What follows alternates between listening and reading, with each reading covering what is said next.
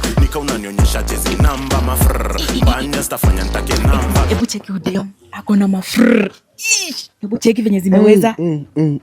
Cheki venye nakeuza. Ona. Cheki mafrr. Hii mtoto ameiva. Nakwambia kuna watu hapa nje nakwambia wameiva, unafikiria ni kama hata hawakuzaliwa. Hiyo ni kali sana. Unafikiria walirushwa kutoka binguni. Na unismile nini mtoto wangu? Hebu nionyeshe nione. Asinione kwani. Hebu nione tu. Cheki udem. Ni nani huyu kwani? Uni demu yangu huyu. Demu yako? Amenitumia picha yake. Unaona venye ameiva? Ka forward iko on point. Hiyo ni test gani sasa hiyo imeendea hiyo? Huyu demu ukiangalia demu anakaa aje? Tena kama poa mama. Sura ni poa lakini ukimwangalia tu kwa shape, ukiangalia shape inakaa aje? Surely. Si mimi niko as long as me. Ona venye huyu msichana wa Mrima ameiva. Si lazima shape. Ati si lazima shape. Labda huyu afanye PPL sasa.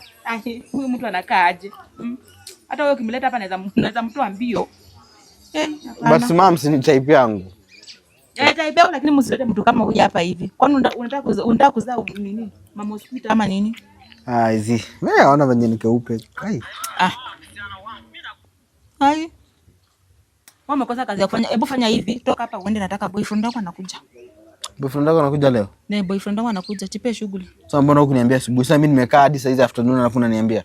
Wewe jipe shughuli, uende utafute mahali penye utalala, anakuja leo. Unajua anakuja leo na anakuja sleepover. So wewe jipange. Ni sawa basi, check. Nitumie nini? Nitumie diriso basi. At least unajua nikienda kwa Jonte namba ya sapa na tuchome na yeye. Tuko sawa. Tumia. Weka namba.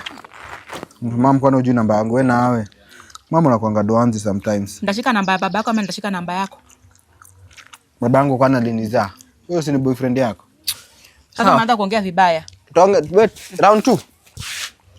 Sasa taonana. Kimoja. One.